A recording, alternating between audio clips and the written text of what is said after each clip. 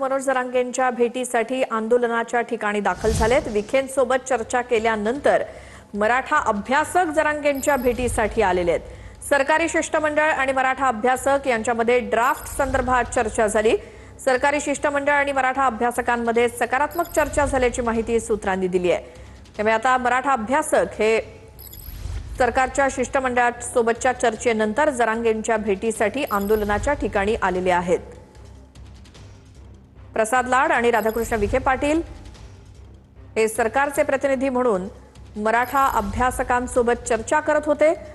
त्यानंतर ते मनोज जरांगे यांना भेटणार असल्याचं सांगितलं जातंय।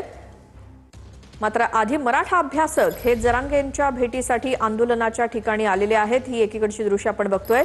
तर गेल्या काही वेळापासून मराठा अभ्यासक आणि सरकारचं शिष्टमंडळ यांच्यामध्ये चर्चा सुरू होती। त्यानंतर आता मराठा अभ्यासक हे आंदोलनाच्या ठिकाणी जरांगे पाटील यांच्या भेटीसाठी गेलेले आहेत।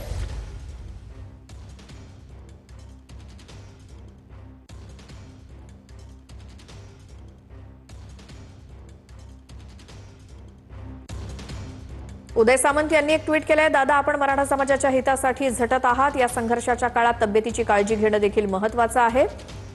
जरांगेंनी उपोषण मागे घ्यावं अशी विनंती उदय सामंत यांच्याकडून करण्यात आली आहे। त्यासाठी त्यांनी एक एक्सवरनं पोस्ट केली आहे।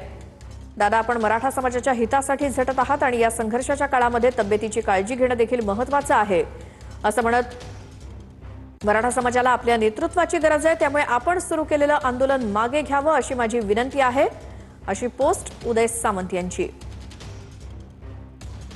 मराठा समाजाच्या पाठीशी महायुती सरकार आज देखील ठामपणे उभं आहे आणि भविष्यात देखील राहील